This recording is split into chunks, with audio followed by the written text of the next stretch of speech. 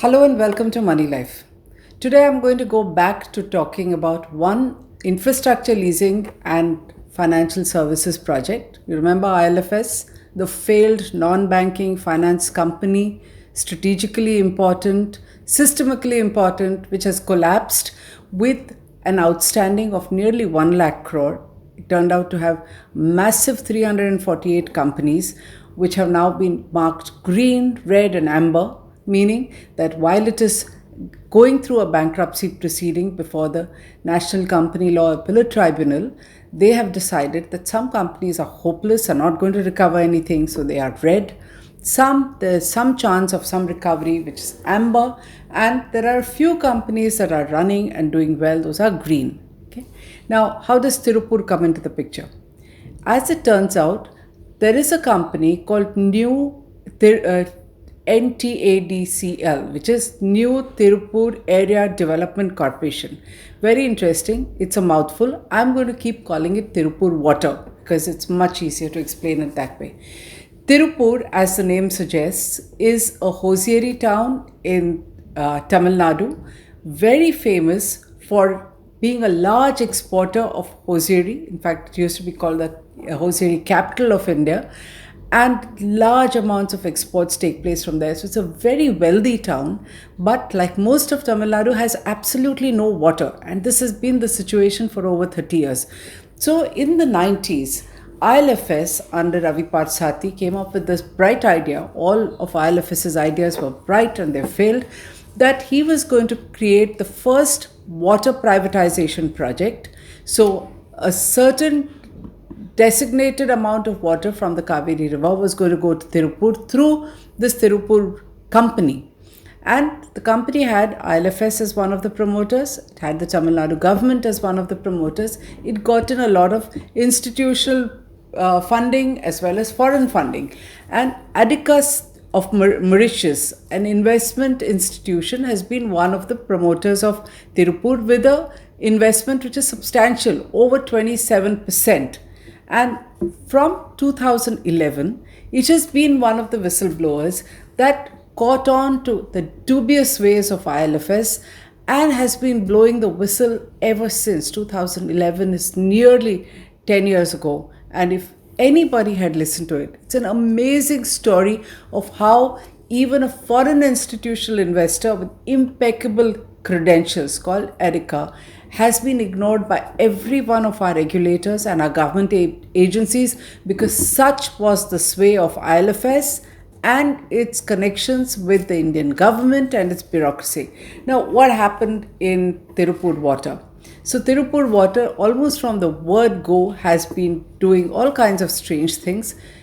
It came up, it didn't function the way it did. There was a AID loan that the company was supposed to get, which IL&FS kept hidden from the company and the board of directors for a long time. And this is the first thing that Erica caught on to and began to ask questions because IL&FS tried to suddenly announce that there is this loan and the cost of raising funds will be borne by the Tripur company. And Erica said this was never agreed, never decided, and you can't dump the cost on us. That began the battle which soured relationship. Now keep this aside in your mind for a moment and let's talk about the Tripur Water Company and its structure and why is it that nobody ever listened to what it has to say. So like I said, IL&FS promoted it, but IL&FS had a direct holding of only 11%. What it did is promote another company called Tripur Water Investments, which was a joint venture with the Tamil Nadu government, through which it had another 32% stake. Now this joint venture, Tripur Water Investment, it's called TWICL. This had the right to nominate 6 directors on the board of the Tripur company that we are talking about. With 6 directors, you can imagine what kind of power it had to control the management. Now look at the structure. So Tripur Water Company, while joint venture with IL&FS has the upper hand, but the chairman and managing director are 2 bureaucrats from the Tamil Nadu government. Keep that in mind for a moment. New Tripur, which is NTADCL, has a similar structure. IL&FS has promoted it. There are a whole lot of investors, including LIC, IDBI, other banks, and there is an investment from two multilateral institutions, ADB and KfW, not an investment, a loan, which is guaranteed by the government of India, even though NTADCL is a private company. Now, what happens with New Tirupur is that the water project runs into trouble right in the beginning. Instead of being successful, being a role model, Tamil Nadu is reeling from a water crisis today. You see pictures in the papers every single day. And nearly 30 years ago, there was a plan to privatize water. And can you imagine, all that you have to show for it is litigation with a foreign promoter, no water. In fact, something that Madras High Court has taken note of when it was hearing one of the cases.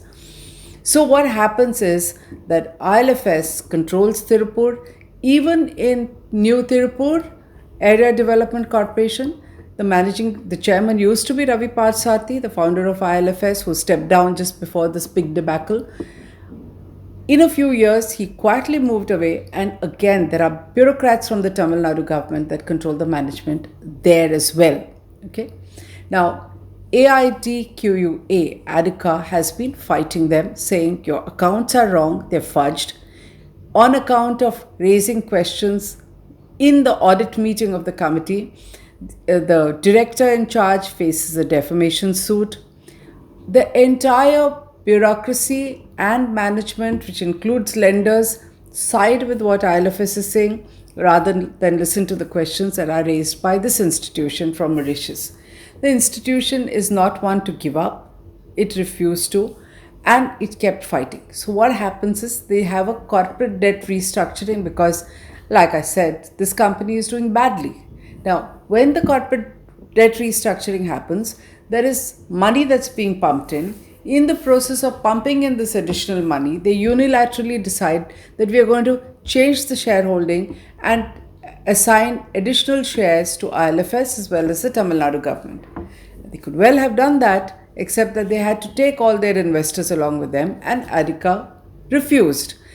In fact, the Articles of Association of the company give very, very strict and stringent powers and rights to ADICA, did not allow IL&FS to make unilateral changes. But the way Ravi Parthasarathy used to operate, with the whole might of the bureaucracy and lending institutions eating out of his hands, he just decided to do what he wants to, right? So he decided he's going to go ahead and do the CDR in any case, and to hell with this institutional investor who raises objections. We will keep fighting with them through the courts, because you can always game the Indian legal system. And so there are court cases galore. So ADICA goes to the CLB. The CLB gives an order of sorts which says, okay, we'll allow the CDR, but we are also protecting the rights of ADICA, which means it's a nonsensical judgment which doesn't resolve the problem. The litigation continues. So now ADICA goes to the Madras High Court.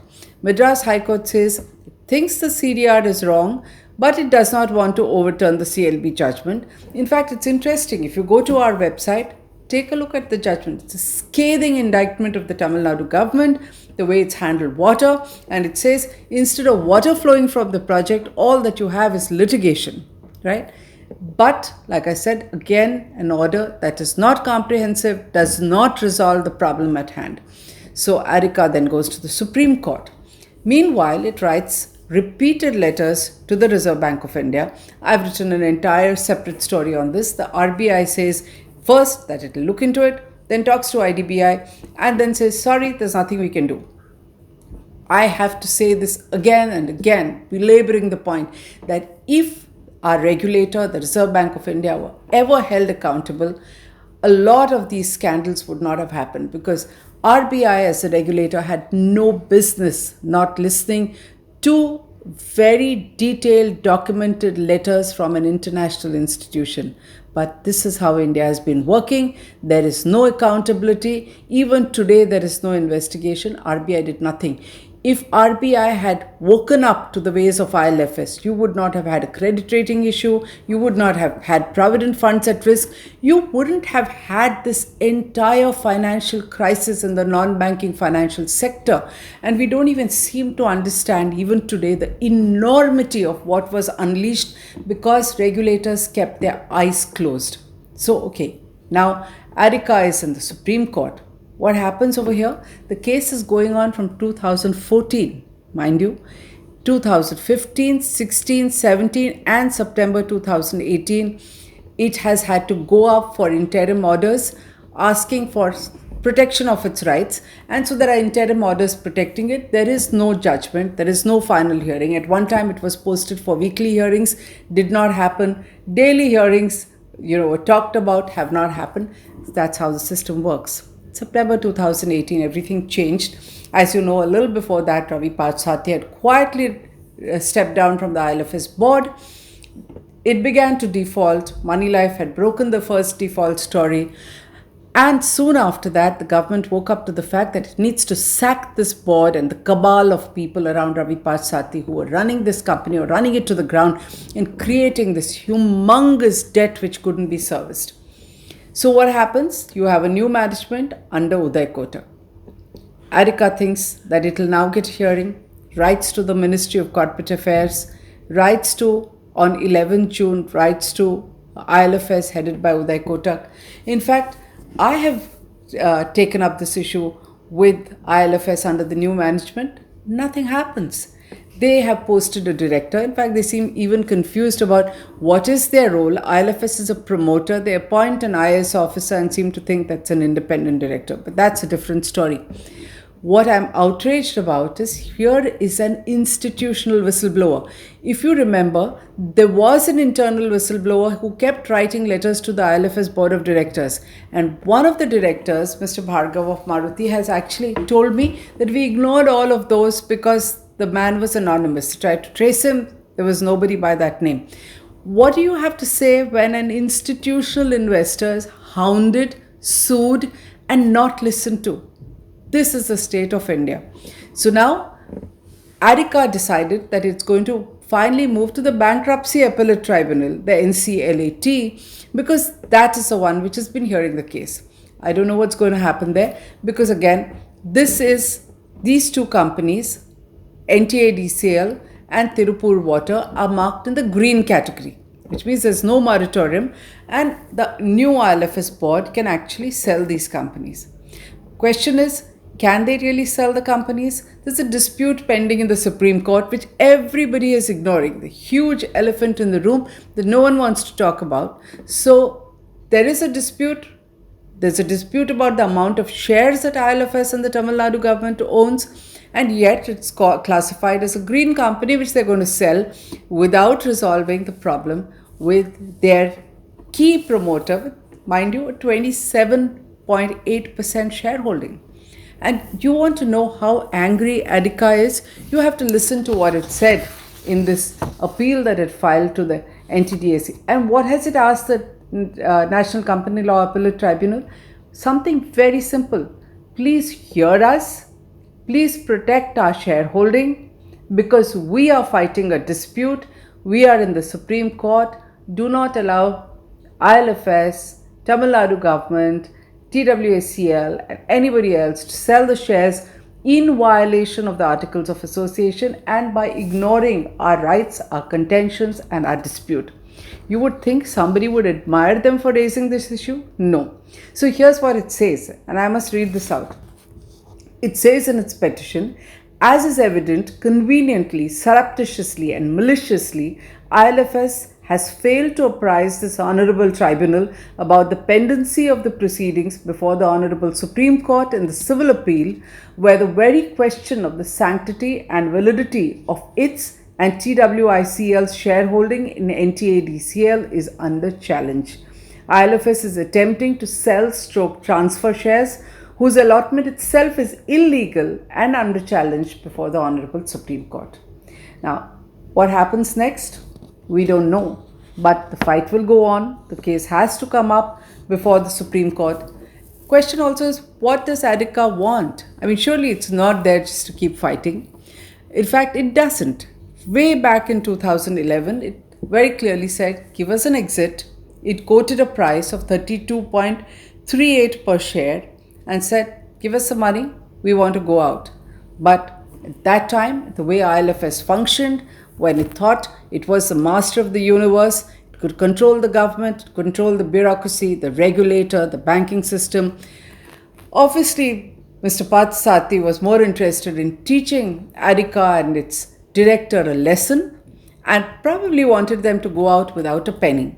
It is very sad and almost offensive and sends a wrong signal when you're trying to do this to an international institution which has been blowing the whistle since 2011. At a time when the government is in such a hurry to amend the IBC, the Insolvency and Bankruptcy Code, that's what was decided yesterday, you would think that you would treat foreign investors better. Well, we've now put it out in the public domain. This is a Moneylife exclusive. We are talking about the Supreme Court case. We have brought this to the attention of the Ministry of Corporate Affairs. We've tweeted about it. Let me see if the government wakes up. Otherwise, it's again the whole bankruptcy thing, ease of doing business, or the nightmare of doing business in India will continue. Doesn't matter if we pretend that our ranking has gone up 30 points. Thank you.